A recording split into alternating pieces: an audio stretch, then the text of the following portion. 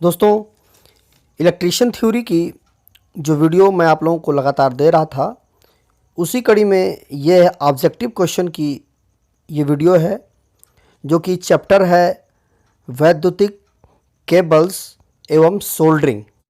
यह चैप्टर लगभग समाप्त हो गया था, तो कुछ ऑब्जेक्टिव क्वेश्चन है, मैं उसको इस वीडियो में सॉल्व करूँगा डिटेल से। तो बने रहिए इस वीडियो के साथ लास्ट तक। निश्चित ही आपको एक बेहतरीन जानकारी मिल जाएगी। तो नमस्कार दोस्तों, मेरा नाम है आर के श्रीवास्तव और आप देख रहे हैं अपना ही चैनल टारगेट इलेक्ट्रीशियन। तो आइए शुरू करते हैं। पहला प्रश्न है, प्रत्येक तार अथवा केबल होता है। अब प्रत्येक तार या केबल अथवा केबल होता है, क्या होता है? चालक होता है। अचालक तो होगा नहीं, क्योंकि केबल है, इसे कंडक्टर होता है, इसमें से विद्युत धारा एक स्थान से दूसरे स्थान तक प्रवाहित होती है, इसलिए वह चालक होगा। ऑप्शन सी सही है। अगला प्रश्न है, एक ठोस तत्व या विद्युत रोधी चालक का तन्य सामर्थ्य स्क्रीन के साथ या बिना स्क्रीन के कहलाता है। इसका ऑप्शन होगा हमारा तार, मतलब ठोस तत्व या विद्युत रोधी तार। अगर उसको हम खींचेंगे तो वह हर कंडीशन में तार ही होगा। ठीक है। तार और केबल में अंतर यह होता है कि जो केबल होती है वह पीवीसी से या किसी भी इंसुलेटिंग पदार्थ से इंसुलेट होती है, और जो तार होता है उसके ऊपर कोई भी इंसुलेशन नहीं होता है। तो ऑप्शन हमारा डी सही होगा, तार। अगला प्रश्न है, चालक का साइज नापने के लिए किस यंत्र का प्रयोग किया जाता है?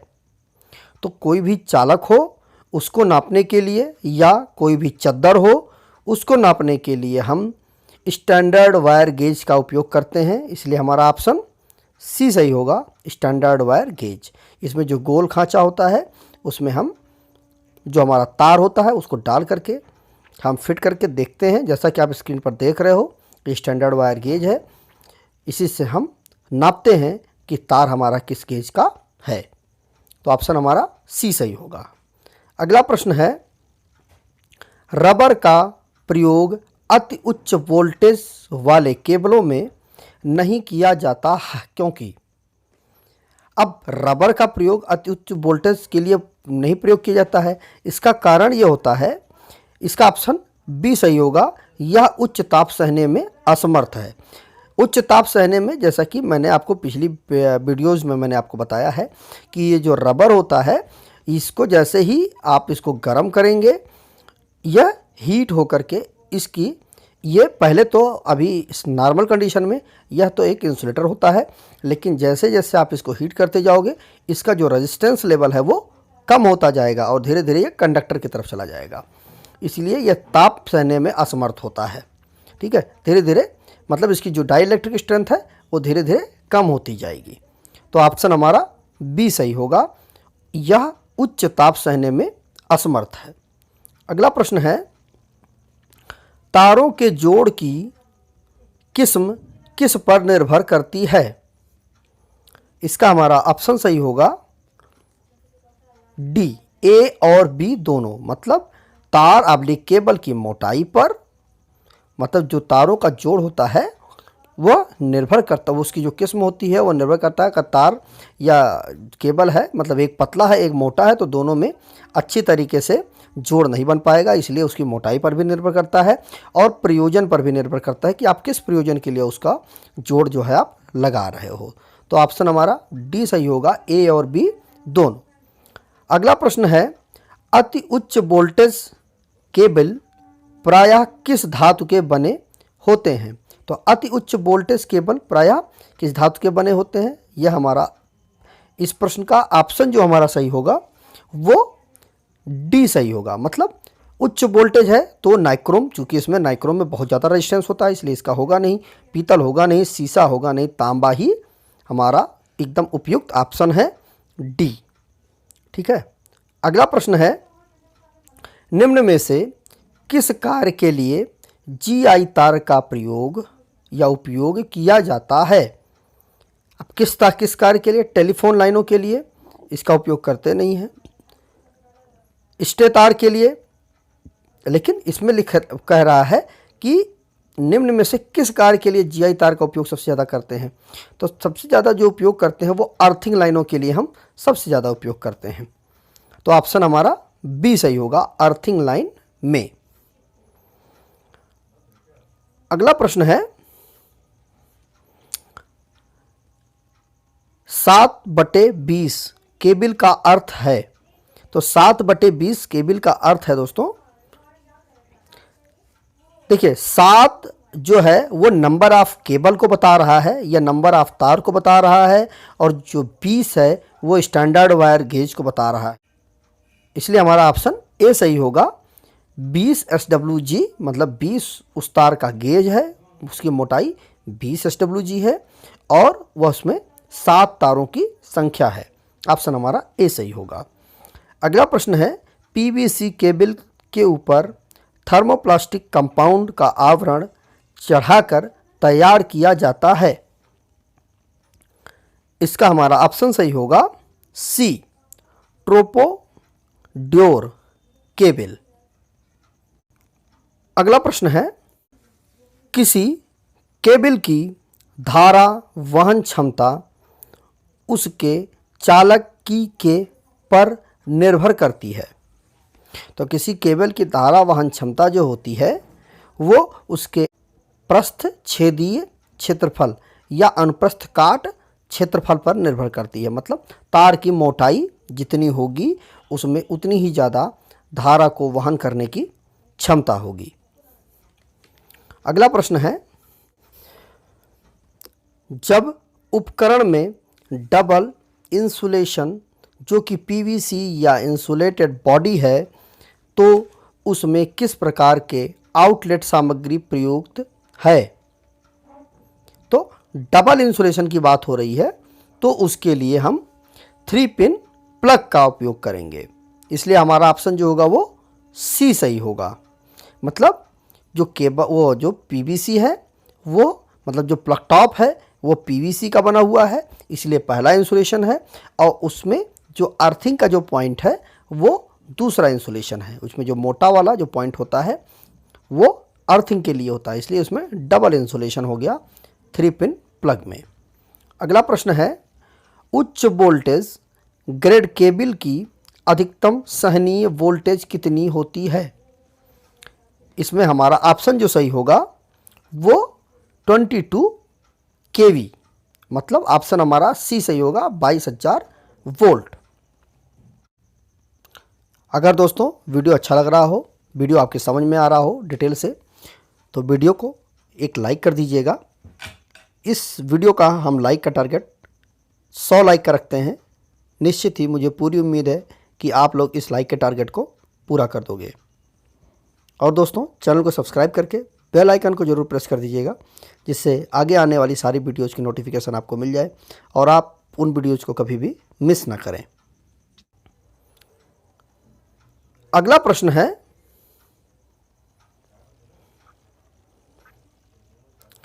मध्यम वोल्टेज ग्रेड केबल की अधिकतम सहनीय वोल्टेज होती है। इसका हमारा ऑप्शन सही होगा सी, 650 वोल्ट। अगला प्रश्न है रिले, कॉन्टेक्टर्स आदि में संयोजक बिंदु या कनेक्टिंग पॉइंट बनाने के लिए का प्रयोग किया जाता है। मतलब कॉन्टेक्टर और रिले में जो कनेक्टिंग पॉइंट हैं वो किसके बने होते हैं? चांदी के बने होते हैं। हमारा ऑप्शन ए सही होगा, चांदी। चांदी इसलिए सही होगा क्योंकि इसमें जो रेजिस्टेंस है वो बहुत कम होता है और कांटेक्ट बहुत अच्छी तरह से जो कांटेक्ट होता है, एक कांटेक्ट दूसरे कांटेक्ट से बहुत ही आसानी तरीके से और बहुत अच्छे से कंटिन्यूटी बनाते हुए कनेक्ट हो जाता है। इसलिए हमारा ऑप्शन ए सही होगा। अगला प्रश्न है जहां निम्न धारा परिपथों के लिए निर्धारित दूरी के भीतर जोड़ों को सरकाना है वहाँ अत्यंत उपयुक्त जोड़ है। अगर सरकाना है, इस जोड़ को हमें एक जगह से दूसरी जगह तक सरकाना है, तो उसके लिए सबसे उपयुक्त जोड़ हमारा जो होता है वो एरियल जोड़ होता है। जैसा कि आप स्क्रीन पर देख रहे हो, ये एरियल जोड़ है दोस्तों, यही सबसे उपयुक्त जोड़ हमारा होता है। ऑप्शन हमारा इसमें ए सही होगा। अगला प्रश्न है, भूमिगत लाइन के लिए सुरक्षित होती है। तो भूमिगत लाइन के लिए सुरक्षित किसके लिए सुरक्षित होती है? ए है इसमें केवल मनुष्यों के लिए, केवल पशुओं के लिए, केवल पक्षियों के लिए, सभी जीवों के लिए। तो इसका जो ऑप्शन हमारा सही होगा वो डी सही होगा, सभी जीवों के लिए। मतलब जो भूमिगत लाइन है उससे मनुष्य भी सुरक्षित रहते हैं, पशु भी सुरक्षित रहते हैं, पक्षी भी सुरक्षित रहते हैं, क्योंकि ये किसी के भी संपर्क में नहीं आता है। इसलिए हमारा ऑप्शन डी सही होगा। अगला प्रश्न है, भूमिगत प्रकार के केबल में जालीदार कवच लगाने का उद्देश्य है। ऑप्शन हमारा इसमें सी सही होगा, यांत्रिक आघात से सुरक्षा। मतलब किसी भी प्रकार की ऊपर से अगर उस पर चोट पहुंचती है तो उससे वो जालीदार कवच केबल को बचा लेगा। हमारा ऑप्शन सी सही होगा। अगला प्रश्न है, भूमिगत केबल्स का कौन सा भाग धात्विक परत को यांत्रिक चोटों इत्यादि से बचाव करता है? इसमें हमारा ऑप्शन सही होगा, वेडिंग। यह जो है धात्विक जो कवच है उसको चोटों से बचाता है। अगला प्रश्न है, केबल टर्मिनेशन के में किसी केबल के सिरों को जोड़ा जाता है। तो जो केबल की अगर टर्मिनेशन हो रही है तो उसके सिरों को ट्रांसफार्मर से, ओवरहेड लाइन से, टीपीआईसी से, इनमें से किसी से भी। तो इसका ऑप्शन हमारा डी सही होगा, इनमें से किसी से भी। मतलब आप उसका टर्मिनेशन आप किसी चीज़ में भी कर सकते हो, केबल का ट्रांसफार्मर में भी कर सकते हो, ओवरहेड लाइन में भी कर सकते हो, और टीपीआईसी दोनों में भी, आप तीनों में आप कर सकते हो। इसलिए हमारा ऑप्शन जो होगा वो डी सही होगा। अगला प्रश्न है, भूमिगत केबल्स का आर्मरिंग कवच बना होता है। तो जो आर्मर्ड का जो कवच होता है वह गैल्वेनाइज स्टील तार से बना होता है। हमारा ऑप्शन जो होगा वो बी सही होगा, गैल्वेनाइज स्टील तार से। अगला प्रश्न है, किसी उद्योगशाला को मुख्यतः 3 फेज लोड तथा सीमित प्रकाश लोड के लिए प्रयुक्त केबल प्रकार का होना चाहिए। अब जो मतलब किसी उद्योगशाला के लिए 3 फेज लोड तथा सीमित प्रकाश लोड के लिए किसका उपयोग करना चाहिए? तो कहीं पर भी अगर 3 फेज लोड है, अगर वहाँ पर आप प्रकाश की भी ज़रूरत है तो सीधी बात है आप सिंगल फेज और 3 फेज दोनों का यूज़ करोगे। इसलिए जो हमारा ऑप्शन सही होगा वो डी सही होगा, 3.5 कोर। हमारा 3.5 कोर मतलब 3 कोर तो हमारे हो गए RYB, और उसके बाद जो आधा कोर होगा वो न्यूट्रल के लिए होगा। ऑप्शन हमारा डी सही होगा। अगला प्रश्न है, बेल्टेड केबल और एसएल केबल में मुख्य अंतर यह है कि एसएल केबल में, इसका ऑप्शन जो हमारा सही होगा वो ए सही होगा, प्रत्येक कोरों पर संयुक्त रूप से धात्विक कवच नहीं होता। ऑप्शन हमारा ए सही होगा। अगला प्रश्न है, हाई टेंशन ओवरहेड चालक को कतार में खड़े बिजली के खंभे पर सीधे रखने के लिए किस प्रकार का अचालक या इंसुलेटर उपयोग में लाया जाता है? तो ओवरहेड लाइन या हाई टेंशन के लिए जो हम तारों को खींचते हैं उसके लिए किस इंसुलेटर का उपयोग करते हैं? इसमें हमारा जो ऑप्शन सही होगा वो बी सही होगा, पिन टाइप इंसुलेटर। ठीक है, जैसा कि आप स्क्रीन पर देख रहे हो दोस्तों, यह पिन टाइप का इंसुलेटर होता है। अगला प्रश्न है, 66 किलोवोल्ट भूमिगत लाइन में प्रयोग किया जाने वाला केबल है। तो इसका जो हमारा ऑप्शन सही होगा वो डी होगा, EHT extra high tension cable. अगला प्रश्न है, PIL CSTA केबल में चालक तार सर्वप्रथम चढ़ाया जाने वाला अचालक आवरण का होता है? इसका जो ऑप्शन हमारा सही होगा वो होगा ए, वार्निश युक्त कागज। अगला प्रश्न है, ऑयल फील्ड एवं गैस प्रेशर केबल तक की क्षमता में बनाए जाते हैं। तो मतलब जो ऑयल फील्ड जो केबल है और गैस प्रेशर केबल है वो कितनी क्षमता तक के लिए बनाए जाते हैं? वो 66 केवी, ऑप्शन सी सही होगा, 66 केवी से 132 केवी तक। इसमें क्या होता है कि इस केबल में ट्रांसफर ऑयल बीच में भरा जाता है, जैसा कि मैंने आपको थ्योरी में बताया भी था। अगला प्रश्न है, HSO केबल की कटाक्ष आकृति होती है। ऑप्शन सही होगा इसका बी, त्रिभुजाकार। अगला प्रश्न है, निम्न में से किस केबल का उपयोग 33 केवी तक किया जा सकता है? ऑप्शन सही होगा इसका डी, PIL-CDTA केबल। अगला प्रश्न है, PIL-CDTA केबल की चौथी कोर प्रयुक्त की जाती है। ऑप्शन सही होगा इसका सी, न्यूट्रल के लिए। दोस्तों ये एक बात बहुत अच्छी तरह से समझ लीजिए कि कभी भी जो भी केबल 4 कोर की होगी उसमें जो चौथा कोर होगा, मतलब जो भी चौथा कोर होगा वो न्यूट्रल के लिए ही यूज़ किया जाता है। तो इसका ऑप्शन सही होगा सी। चित्र में प्रदर्शित केबल कौन सा है? तो इस चित्र में जो ये केबल जो दिख रही है, जो ये फिगर दिख रहा है, यह हमारा SL केबल का चित्र है। ऑप्शन हमारा बी सही होगा, SL केबल। अगला प्रश्न है, भूमिगत केबल में भूमि की नमी के प्रवेश को रोकने के लिए केबल में परत चढ़ाई जाती है। ऑप्शन हमारा इसका सही होगा सी, सीसा/एल्युमिनियम। यह जो है नमी को केबल में प्रवेश करने से रोक देता है। अगला प्रश्न है, सड़क के किनारे केबल बिछाने के लिए एक खाई खोदी जाती है जिसकी अनुप्रस्थ काट होती है। ऑप्शन हमारा सही होगा इसका ए, 1 मीटर इंटू 0.5 मीटर, मतलब 1 मीटर की गहराई होगी और 0.5 मीटर की चौड़ाई होगी। अगला प्रश्न है, चित्र में प्रदर्शित केबल बिछाने की विधि कौन सी है? तो इसमें जो यह विधि है यह कौन सी विधि है? बी सही होगा हमारा ऑप्शन, पाइप में बिछाना। मतलब ये इस तरह से हम पाइप डाल देंगे और इसमें हम केबल डाल देंगे, तो उससे क्या होगा कि केबल हमारी नमी से भी सुरक्षित रहेगी और किसी प्रकार के दबाव से भी सुरक्षित रहेगी। अगला प्रश्न है, भूमिगत केबल बिछाने की किस विधि में 1 मीटर गहरी और 0.5 मीटर चौड़ी खाई में लोहे अथवा सीमेंट की पाइप बिछाए जाते हैं? ऑप्शन सही होगा इसमें सी, पाइप में बिछाना।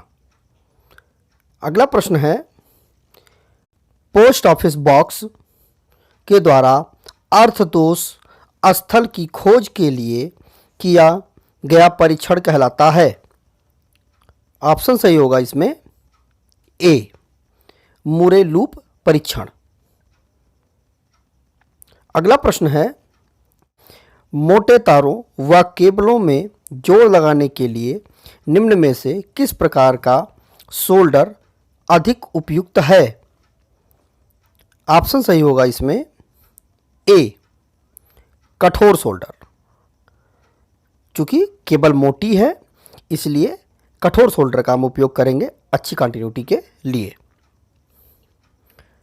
अगला प्रश्न है, प्रिंटेड सर्किट बोर्ड PCB पर घटकों की टिनिंग के लिए कौन सी सोल्डरिंग प्रक्रिया का प्रयोग किया जाता है?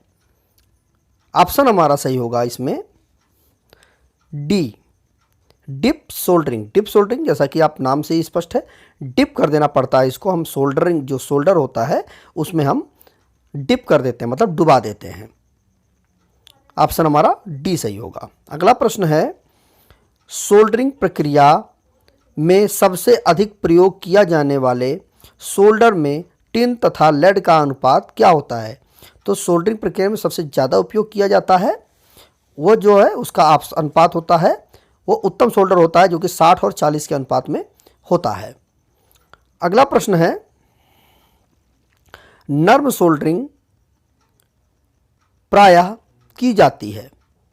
ऑप्शन हमारा इसका सही होगा, जो नर्म सोल्डरिंग होती है वो प्रायः की जाती है 205 डिग्री सेंटीग्रेड पर। ऑप्शन हमारा डी सही होगा। अगला प्रश्न है, सोल्डरिंग प्रक्रिया के फलस्वरूप बनने वाले जोड़ में क्या विशेषता होनी चाहिए? ऑप्शन हमारा इसका सही होगा डी, शुष्क जोड़ नहीं हो, जोड़ पर अतिरिक्त सोल्डर भी ना हो, जोड़ चमकदार एवं भरा हुआ हो। ऑप्शन हमारा डी सही होगा। अगला प्रश्न है, इलेक्ट्रीशियन के उपयोग में आने वाले सोल्डरिंग फ्लक्स में कौन सा रसायन उपयोग किया जाता है? ऑप्शन हमारा इसका सही होगा रेजिन। ऑप्शन डी सही होगा। अगला प्रश्न है, सोल्डरिंग आयरन का एलिमेंट किस धातु का बनाया जाता है? ऑप्शन हमारा इसका सही होगा नाइक्रोम। ऑप्शन बी सही होगा। अगला प्रश्न है, किसी जोड़ का बढ़ाने के लिए सोल्डरिंग की जाती है। तो किसी जोड़ का क्या बढ़ाने के लिए की जाती है? ऑप्शन हमारा डी सही होगा, चालकता बढ़ाने के लिए सोल्डरिंग की जाती है। अगला प्रश्न है, विद्युत सोल्डरिंग में प्रयुक्त होने वाले सोल्डर वायर का गलनांक या मेल्टिंग पॉइंट कितना होता है? तो सोल्डर का मेल्टिंग पॉइंट 200 डिग्री सेंटीग्रेड, 190 या 200 डिग्री, या इसमें ऑप्शन ए सही है 200 डिग्री या 190 डिग्री किताब में भी लिखा होता है, इसलिए आप 200 डिग्री आप मान लीजिए कि 200 डिग्री मेल्टिंग पॉइंट होना चाहिए। अगला प्रश्न है, निम्न में से नॉन कोरेसिव फ्लक्स से संबंधित सत्य कथन है। ऑप्शन हमारा सही होगा इसमें डी, उपरोक्त सभी। मतलब इस फ्लक्स में क्षार तथा अम्ल की मात्रा शून्य होती है। जैतून काटेल का नॉन कोरेसिव फ्लक्स है। ये फ्लक्स धातु पर लगे रहने पर उसे किसी प्रकार की क्षति नहीं पहुंचाते हैं, इसलिए हमारा ऑप्शन डी सही होगा।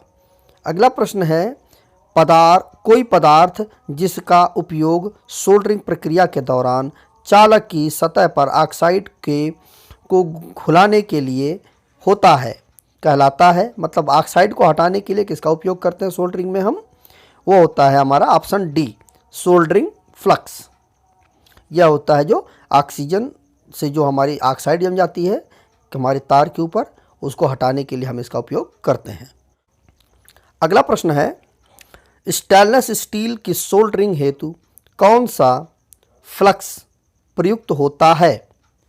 ऑप्शन हमारा जो सही होगा इसका डी सही होगा, ये सभी।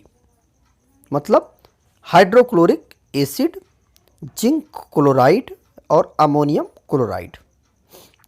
अगला प्रश्न है, सोल्डरिंग आयरन का बिट का बना होता है? तो सोल्डरिंग आयरन का जो बिट होता है हमारा वो तांबे का बना हुआ होता है। ऑप्शन हमारा बी सही है। अगला प्रश्न है, उपरोक्त चित्र में एक्स प्रदर्शित करता है। ऑप्शन हमारा जो इसमें सही होगा वो होगा डी, टिनिंग सोल्डरिंग बिट। जो कि ये जो नोक है वही सोल्डरिंग बिट होती है हमारी। ऑप्शन हमारा डी सही होगा। अगला प्रश्न है, सोल्डरिंग द्वारा बनाया गया जोड़ होता है।